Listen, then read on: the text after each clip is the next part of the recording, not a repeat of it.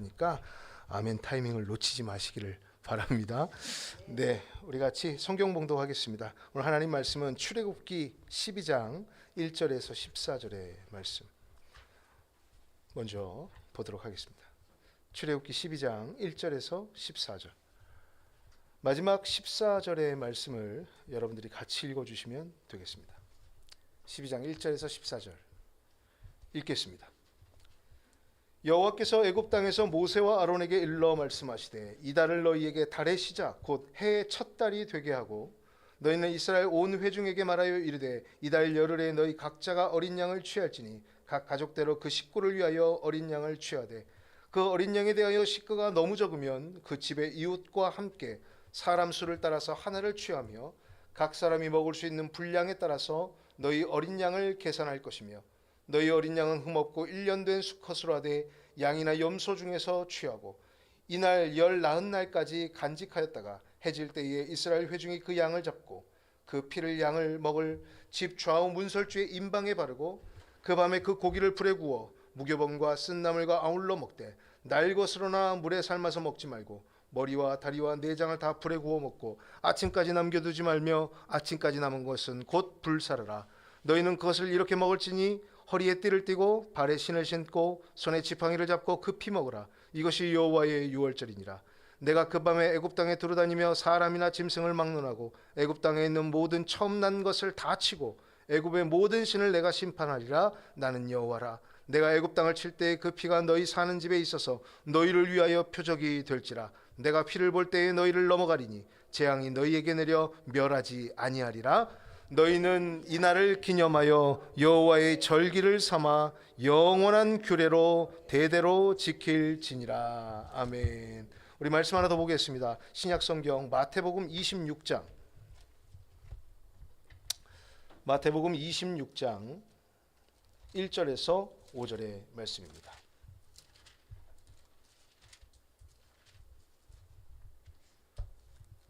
마태복음 26장 1절에서 5절의 말씀, 마지막 5절의 말씀 같이 읽어주시면 되겠습니다. 읽겠습니다. 예수께서 이 말씀을 다 마치시고 제자들에게 이르시되 너희가 아는 바와 같이 이틀이 지나면 유월절이라. 인자가 십자가에 못 박히기 위하여 팔리리라 하시더라.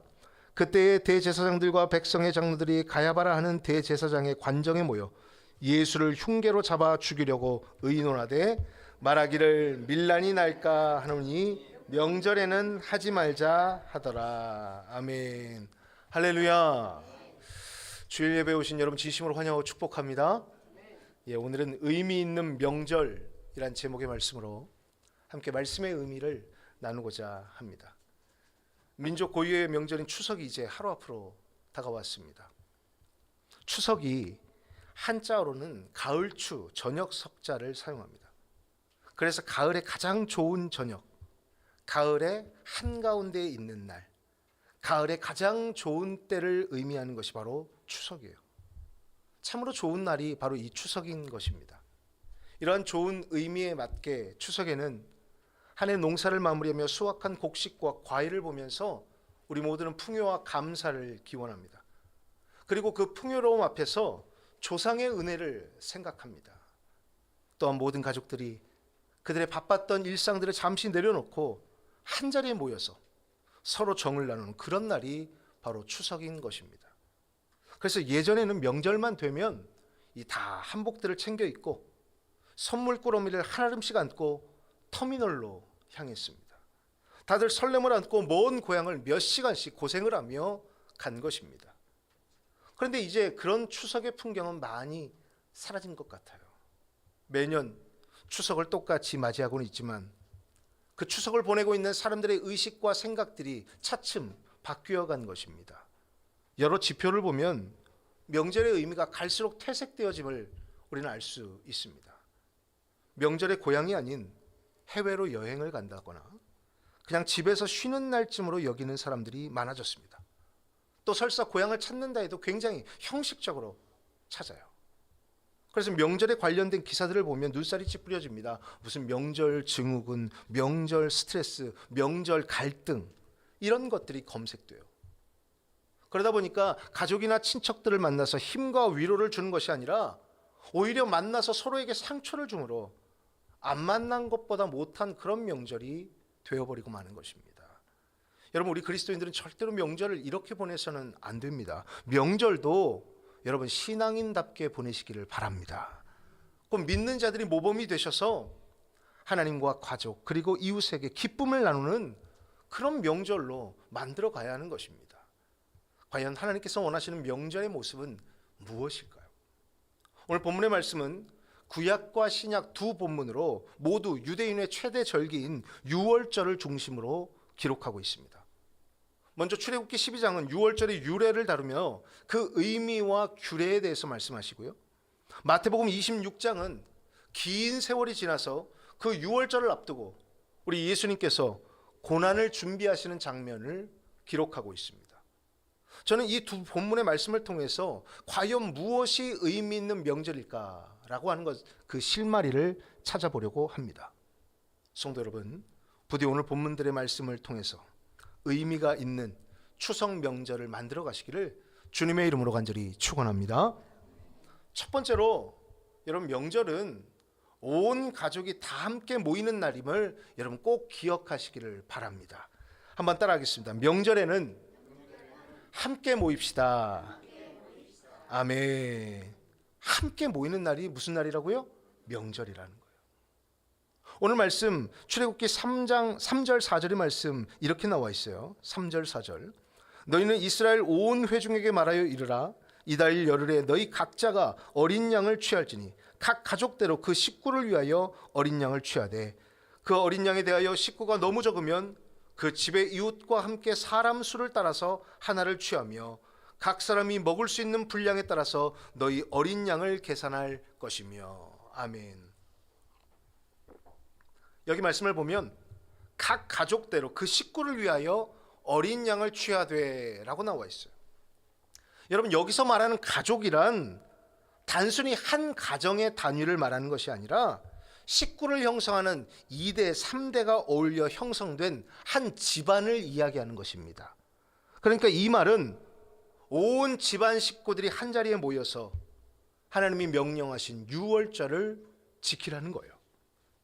이스라엘 백성이라면 누구도 이 의식에 하나님이 베푸신 구원을 기억하는 이 날에서 예외가 없다라는 말입니다. 그래서 함께 모여 유월절 기념하며 희생 제물인 어린 양을 잡아 함께 나누라는 것입니다.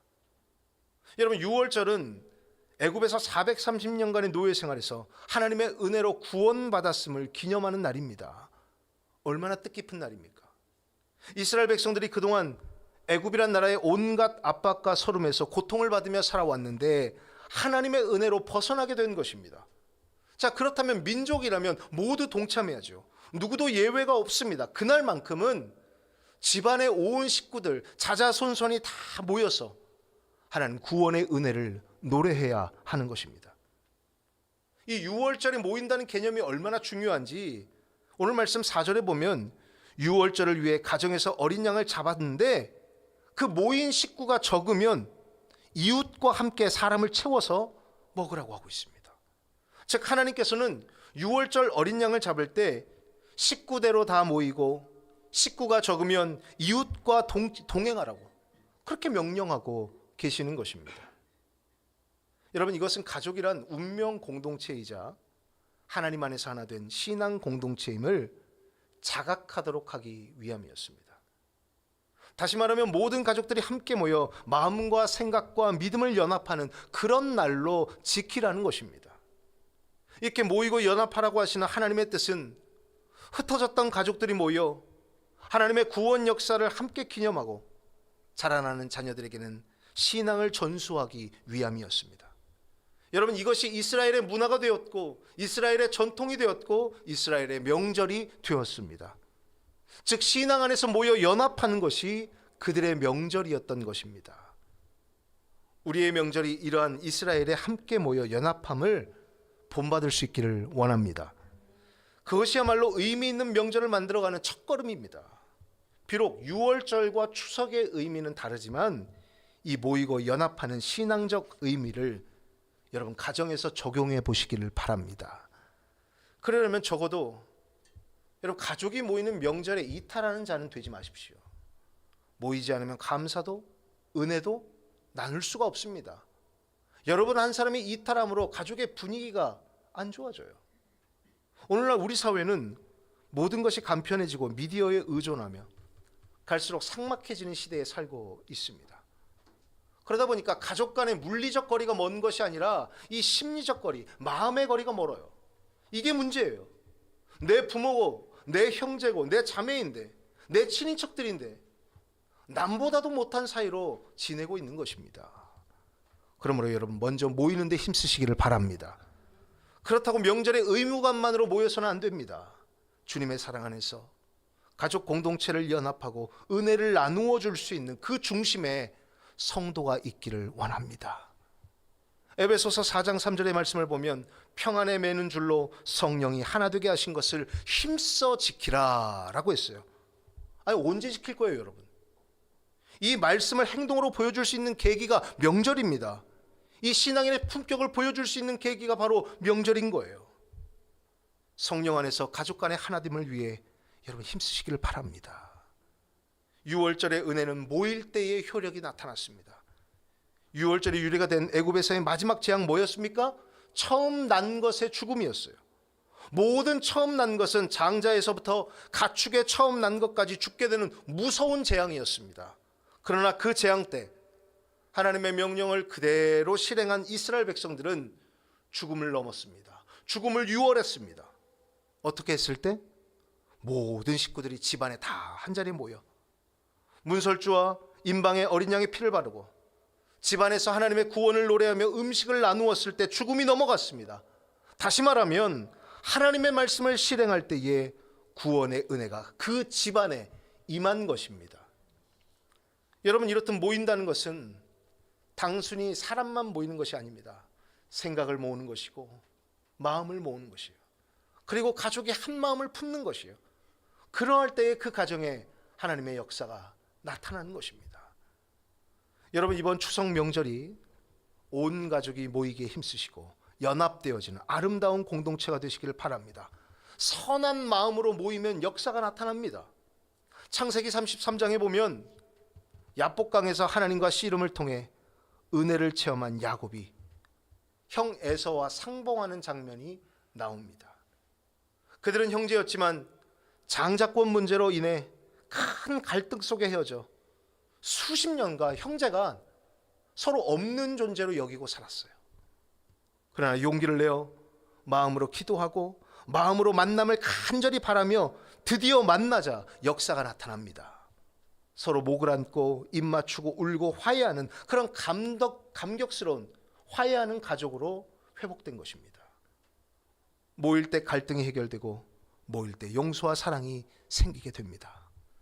성도 여러분, 6월절이 신앙 안에서 온 가족이 모이기에 힘쓰므로 연합했던 것처럼 여러분의 추석 명절이 그러하기를 원합니다. 부디 이번 명절 모이는 것에 힘쓰시고 그 자리가 연합의 자리가 되시기를 주님의 이름으로 간절히 축원합니다. 두 번째로 명절은 생명을 나누는 날이 되어야 한다라는 것입니다.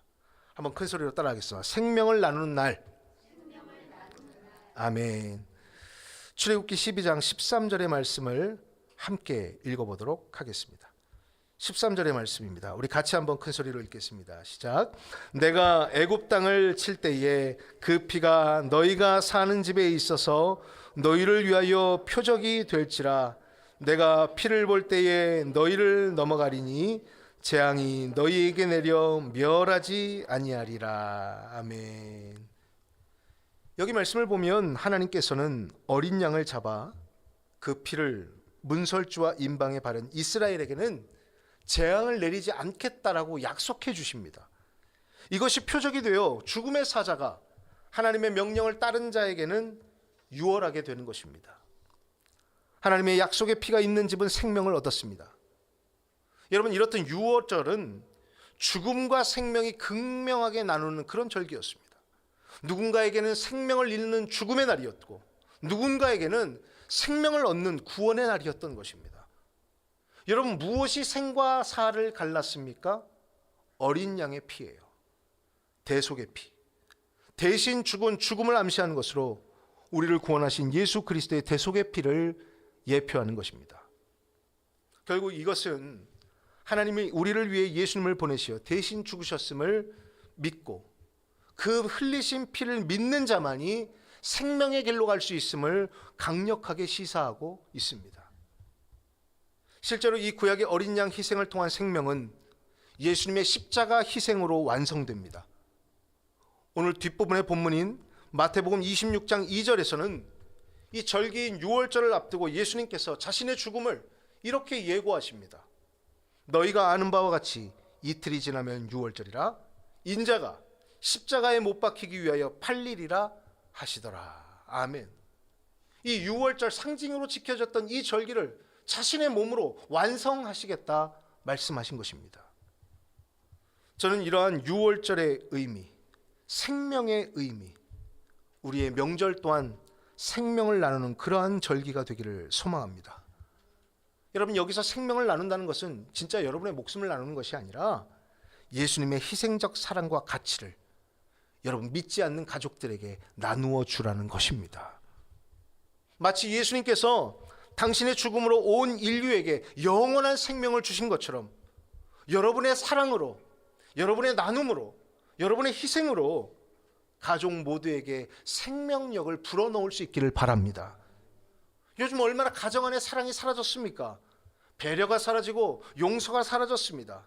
이러한 시대에 여러분 가족들 사이에서 여러분이 복음을 전함으로 영원한 생명을 전하고 100%의 사랑으로 미움과 갈등 관계에 놓인 관계의 물꼬를 틀 수 있기를 원합니다. 꺼져가는 관심과 격려를 여러분의 입술과 마음으로 먼저 실천하세요. 그래서 관계의 불씨를 살려나가시길 바랍니다. 이해하고 용서함으로 생명을 전하기를 진정으로 원하는 것입니다. 따라서 우리의 명절이 의미 있는 명절이 되려면 단순히 성묘하고 좋은 음식 차려 먹고 여러분 자기 자랑하는 시간 되어서는 안 됩니다. 예수님을 믿지 않는 식구가 있다면 전도하는 자리가 되시기를 바랍니다. 여러분 그들의 영혼 살려야 하지 않겠습니까? 누군가는 저들의 구원을 위해서 희생을 해야 저들이 진정한 생명을 얻을 수 있게 되는 것입니다. 따라서 절대로 인간적인 정만 나누고 모였다 헤어지는 그런 자리가 되어서는 안 됩니다. 꼭 잠시라도 복음을 전하고 신앙생활의 유익을 전해야 하는 것입니다. 내가 예수님을 믿으니까 내 삶이 이렇게 바뀌었더라. 예전엔 내 힘으로 살았는데 하나님이 함께 하심으로 나는 정말 이제 그분의 은혜로 산다. 모든 것이 감사하다. 우리 가족에게도 내가 고마운 마음뿐이다. 여러분 이렇게 고백할 수 있어야 여러분의 신앙생활하는 것이 인정받을 수 있지 않겠습니까? 누가 여러분의 그 선한 마음을 악한 것으로 치부하겠습니까? 아우 교회 다니지 마. 누가 그러겠냐고요. 창세기에 보면 요셉은 자기를 종으로 팔아먹은 형제들을 다시 만나게 됩니다. 형들의 미움과 시기로 인해 타국 땅에 팔려가 온갖 시련을 겪은 것이 바로 이 요셉이었습니다. 그러나 하나님의 인도하심으로 애굽의 총리 대신이 되었는데 바로 그 시점에 형제들을 다시 만나게 된 것입니다. 그리고 형제들을 만나 이렇게 고백합니다. 창세기 45장 5절 당신들이 나를 이곳에 팔았으므로 근심하지 마소서. 한탄하지 마소서. 하나님이 생명을 구원하시려고 나를 당신들보다 앞서 보내셨나이다 라고 했어요. 여러분 요셉은 가족 간의 관계에 생명력을 불어넣은 사람이에요. 관계의 회복과 용서를 먼저 말하였습니다. 즉 복수의 자리가 될 수 있었던 자리를 생명의 자리로 요셉은 만든 것입니다. 여러분 이것이 바로 신앙인의 모습입니다. 이런 믿음의 모습이 여러분이 있는 가족의 자리에서 실행되어지기를 원합니다. 이런 마음을 가져야 가정의 사랑이 회복되는 것입니다. 혹시 여러분의 가족 가운데 말 못할 갈등이 있습니까? 아니면 여러분 어려움이 있습니까? 여러분 믿는 자답게 생명을 나누어 주는 시간이 되기를 바랍니다. 명절이야말로 그리스도인의 사랑을 실천하는 좋은 기회입니다.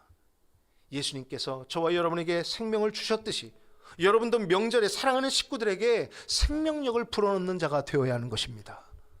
부디 이번 추석 명절에 조건 없이 사랑하고 희생함으로 온 가족에게 생명을 공급하는 믿음의 자녀들이 되시기를 주님의 이름으로 간절히 축원합니다. 마지막으로 명절은 희망을 나누는 날이 되어야 합니다.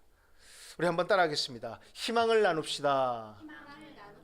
아멘. 출애굽기 12장 14절의 말씀을 우리 여러분이 한번 읽도록 하겠습니다. 14절의 말씀입니다. 시작.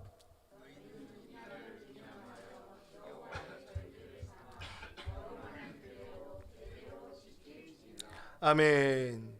여기 말씀을 보면 하나님께서는 사망의 재앙 가운데서도 구원해 주신 하나님의 은혜를 기념하고 절기로 삼으라고 명령하십니다. 그리고 없어지지 않는 영원한 규례로 지키라고 말씀하세요. 이 말은 여러분, 이 유월절기를 통해서 하나님의 은혜를 과거에 지나간 시간으로 흘려보내지 말고 과거와 현재 그리고 미래에까지 생생하게 살아있는 은혜로 만들어 가라는 것입니다. 그것을 함께 모여서 절기로 지키라는 거예요. 하나님의 구원의 은혜인 유월절은 모두가 기억해야 할 시간이며 앞으로도 그래야 했습니다. 그런데 여러분, 이 유월절이 얼마나 소중한 사건인지 나누고 나누어도 지루하지 않는 구원의 이야기 아니겠습니까? 430년 동안 좀처럼 헤어나올 수 없었던 그 식민지의 시간을 하나님께서 벗어나게 하셨습니다. 단순한 해방이 아니에요. 하나님 구원의 여정의 신호탄이었던 것입니다. 특별히 정한 날, 가장 소중하게 여기는 이들과 함께 가장 감격스러운 순간들을 함께 나눈다는 것, 그것이 여러분 유월절을 지키는 과정이었습니다. 그러하게 유월절은 앞으로 살아갈 희망을 줍니다. 과거 힘들었던 순간들을 함께 나누면서 극복하고 그 과정을 뚫고 지나온 시간을 은혜로 여기는 시간이기 때문입니다. 여러분의 추석이 이 유월절과 같이 과거의 고난을 은혜로 함께 감사하고 미래의 희망을 함께 논할 수 있는 그런 자리가 되기를 바랍니다. 이스라엘의 고난 뒤에는 출애굽에 있었습니다. 예수님의 고난 뒤에는 영원한 부활이라는 희망이 있었습니다. 여러분이 마주하는 추석 명절도 이와 같이 절망이 있었다 할지라도 희망으로 변화되는 사건이 나타나기를 소망합니다. 그간 우리 가운데 어려움과 역경의 시간이 있었다 할지라도 그 가운데서 하나님이 어떻게 우리 가정을 도와주셨는지 기억하고 앞으로도 하나님의 이끄심과 계획이 우리 가정 안에 있음을 우리가 고백할 수 있어야 하는 것입니다. 여러분, 그것을 나누는 명절이 되십시오. 유월절에 먹는 음식에는 애굽의 종살이를 상징하는 쓴나물이 포함되어 있었습니다. 그 쓴나물은 종살이의 비참함을 상기시키는 매개체였고 백성들이 흘렸던 눈물과 고통을 상징합니다. 그것을 유월절마다 챙겨 먹는 이유는 과거의 상처를 끄집어내서 더 아프기 위함이 아니라 그 고통스러움이 누구의 은혜로 해방되었는지를 기억하기 위함입니다. 그리고 앞으로도 하나님의 인도하심 가운데 할 수 있을 것이라는 그 희망을 쓴나물을 통해 바라보는 것입니다. 예수님도 당신이 당하실 고난을 이야기하시고 대제사장들이 죽음의 음모를 꾸미는 그 순간 쓴나물과 같은 그런 시간이었을 것입니다. 그러나 분명 동시에 희망도 있었습니다. 마태복음 26장에 보면 한 여인이 예수님의 죽음을 준비하며 옥합을 깨뜨렸는데 우리 예수님께서 거기에서 위로를 받으세요. 예수님이 얼마나 걱정이 되셨겠습니까? 그런데 이 여인의 행위에 위로를 받으시고 희망도 발견하셨습니다. 그래서 뭐라고 칭찬하십니까? 온 천하에 어디든지 이 복음이 전파되는 곳에는 이 여인의 행한 일도 말하여 저를 기념하리라 라고 했습니다. 여러분, 추석 명절이 지난 과거 어려움을 이겨내고 희망을 말하는 자리가 되시기를 소망합니다. 하나님은 이런 귀한 마음을 실천하는 자들을 기뻐하십니다. 꼭 이 명절에 어려움을 넘어 희망을 나누시기를 주님의 이름으로 간절히 축원합니다. 이제 말씀을 정리합니다. 우리는 오늘 유월절을 살펴보면서 추석을 어떻게 의미 있게 만들어갈지를 말씀을 통해 교훈받았습니다. 모이기에 힘쓰고 아름답게 연합하고 죽어가는 관계 속에서 신앙을 통해 여러분이 생명력을 불어넣으며 희망을 이야기할 수 있는 그런 명절, 여러분 그런 추석이 되기를 바랍니다. 사랑하는 성도 여러분, 이번 추석 단순히 모이고 헤어지는 시간이 되지 않기를 바랍니다. 저와 여러분에게 모두 의미가 있는 명절이 되기를 바랍니다. 그런데 이 추석이 하나님을 기쁘게 해드리는 절기가 되기를 주님의 이름으로 간절히 축원합니다.